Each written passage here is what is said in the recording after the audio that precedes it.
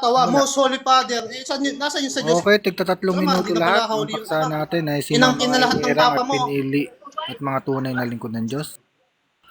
Sige, Hindi ka mag-start na, tatawa ngayon. start na tayo. Start. Mauna si Jet.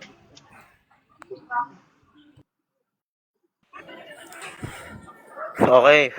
Paliwanag ko, kapatid Ang leader talaga namin dito, si Cristo, hindi naman si Brother Eli o si Kuya Daniel. Unang-una, ang turo sa amin ni Brother Eli, wag namin tatawaging leader o founder. Silang dalawa ni Brother Daniel. Tawagin namin kapatid kasi pare-parehas lang naman tayo dito eh. Pare-parehas lang naman kaming miyembro eh. Walang ano sa amin, ang iisang leader namin si Cristo. Unang-una yan. Ayan, pinaglalaban na antagonist, mali eh. Pangalawa, kung usapang pangalan lang, talaga nasa Biblia yung Iglesia ng Diyos. Kung MCGI, may diwa. Ang tanong kasi, may Katoliko ba sa Biblia? Ayan ang tanong eh. Wala akong mababasa. Wala ka talaga mababasa. Kahit anong hanap mo dyan, wala ka mababasa. Pero Iglesia ng Diyos sa Biblia, marami. Nasa Gawa 20:28 yan eh. Sino ba tinubos yung Iglesia ng Diyos? May sinabi ba doon? Iglesia Katolika? Wala naman eh. At saka unang-una bro, unang-unang sasabihin ko sa'yo, ang sa Diyos, tinatawag sa pangalan ng Diyos. Roman Catholic, asan yung pangalan ng Diyos doon? Papunta ka sa Romano, hindi sa aral ng Kristo. Yan pa lang sa pangalan pa lang nagkakatalo na. Malalaman mo na kung sino yung sa Diyos o hindi. Pangalawa, sasabihin mo sa akin, papatunayan mo si Elisoriano bakla.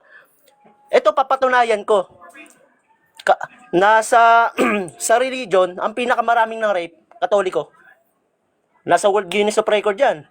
Yung mga pare, kayo, World Guinness of Record kayo, mga nang rape ng bata. Isa na yan Kasi ng personal ka kanina antagonist Ayan. Pangatlo, sa aral. Unang-una, yung aral namin, sinusunod namin kung ano nasa Biblia, hindi kami higit. Kayo, humigit kayo Ano sabi sa Deuteronomy 5:7? Ang sabi doon, huwag kang gagawa ng larawang inanyuan. Nang nasa langit, nasa lupa, o nasa ilalim ng lupa, huwag mong yuyukuran sila, sapagkat akong Panginoon mong Diyos ay mapanibuguin. Ang Diyos mapanibuguin, gagawa ka pa. Luluhuran mo pa, hahalikan mo pa. Ang dami-dami sa Katoliko, humahalik. Utos ba ng Diyos yun? Kasuklam-suklam sa Diyos yun ngayon, para sabihin mong kayo ang totoo, nagkakamali ka dyan. Ang daming kontra sa Biblia. Unang-una, yung panalangin nyo, paulit-ulit. Aba, Ginoong Maria, napupunta sa grass. Puta, 20 times pa ulit-ulitin yon. Sa Mateo 6:6, anong sabi? Sa Mateo 6:7, huwag kang magbabanggit kapag ikaw nananalangin ng paulit-ulit na salita kasi walang kabuluhan yon. Anong ginagawa nyo mga Katoliko? Paulit-ulit yung ginagawa yon. Paulit-ulit na panalangin. Walang kabuluhan sa Diyos yun Tama ba yung aral nyo? Diyan pa lang sa panalangin dan, nakikita din Maling-mali Talagang sa inyo, walang katotohanan. Lumalagpas kayo sa nasusulat. Okay, lipat tayo kay Pastor Bal. Ang paksa natin ay sino ang mga hinirang, pinili at mga tunay na lingkod ng Diyos.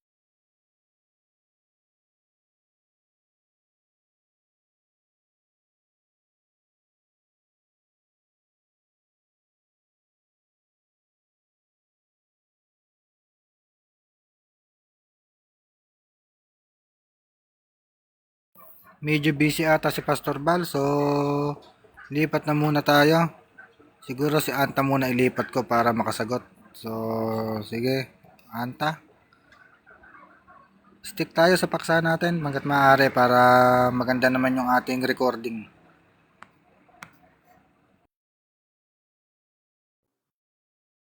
Thank you. May nabasa ba? Diyos ko. Simple lang naman yung tanong ko 1947, ipinanganak si Eli Soriano. 1940, may MCGI ba? May MCGI na ba? Sabi niya, yes. Nagbasa ng Efeso, nagbasa ng Korinto, nagbasa ng Gawa. Tapos sasabihin, sako ka na kasi nabasa. Yan ba yung tanong ko, may nabasa sa Biblia? Diyos ko, mga MCGI, mag-itiis na kayo nakakabubo mag-MCGI. Intellectual dishonesty tawag dyan. Very specific yung question. May MCGI na ba 1940? Sagot ba naman yes? Intellectual dishonesty yan, mga brothers. Sabihin nyo na lang wala pa. Tapos i-justify nyo na ganito, ganyan.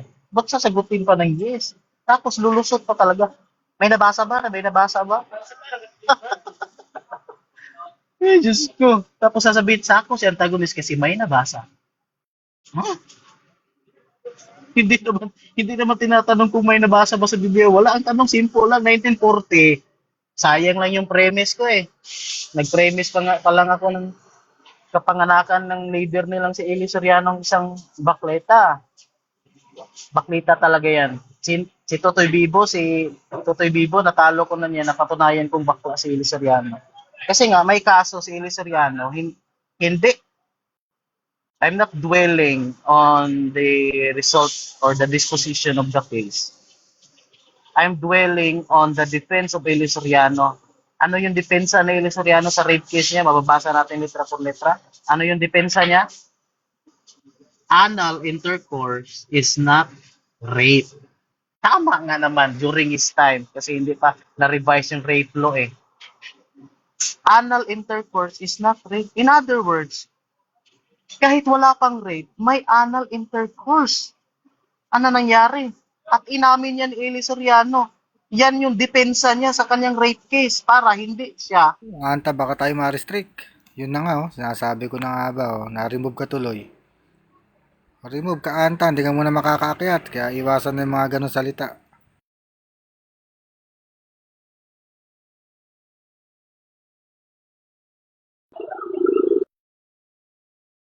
Tatabi mo na ako ha, saglit lang ha.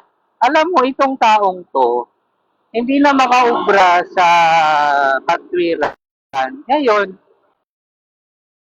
namimernal na. Ang linaw ng tanong niya eh. 1940, meron na bang MCGI? Ang linaw ng sagot ko, oo. Unang iglesia, miyembro mga Israeli.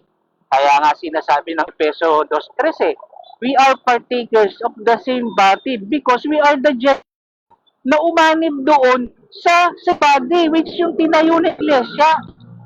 Ang linaw-linaw eh. Kaya nga Church of God. Members Church of God. Ang linaw nga eh. Diba? Ano ba 3-4 na tinutukoy na katawan doon? Kolosas 1:18. Si Kristo ang ulo ng katawan sa makatuwid bagay ng iglesia.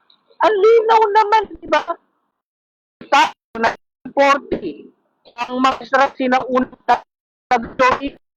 doon ng sa mga na ibilang 12 sa 12 na talata. O, ano gawin mo? Magtatayo. Ano na lang doon? Bakit kaanib doon? Ang 1:3, yung aming narinig, yung aming nakita, siya namin ibinabalita. Alin doon? Yung naitayo noong unang panahon. Di kaya nga Embers National. O, meron nga noong 1940s. Malinaw yung sagot. Hindi mo lang tinatanggap. Tapos ngayon, uuwi ka sa, uuwi ka sa personalan. Ganyan ang mga laban ka nang hindi ubra sa aral. Personal na. Sabi niya, bakla si Baklita. Ay, sorry. Ganyan. Pero, yung boses na nakikita mo naman yung, hi, Locos talking, kung sino sinasabi mo. Hi, sino yung sinasabi mo, boses mo pa lang eh. Tapos namabaratang ka. Nakakaya ka, antagonist. Boses mo pa lang eh. Talagang halata-halata. Tapos yung kritik mo eh, tingnan mo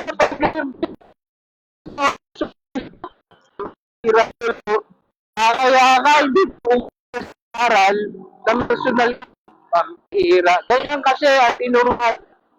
Sabi kasi doon, yung mga sumasamba sa ribulto, matutulad sila. Habakuk, nababasa yan sa Habakuk, kaya sabi ng Panginoon, hindi niya ilalagay yung kaluwalhatian niya sa larawang inanyuan. Kasi kapag sumamba ka doon, matutulad ka sa kanila na mga Diyos-Diyosan. Yun lang. Ingat Hoy, mga pananalitaan niya. Pag na-restrict kayo, hindi na kayo makakasagot. Hindi ka na kayo paakyatin. Hala, ang bilis naman ng time. I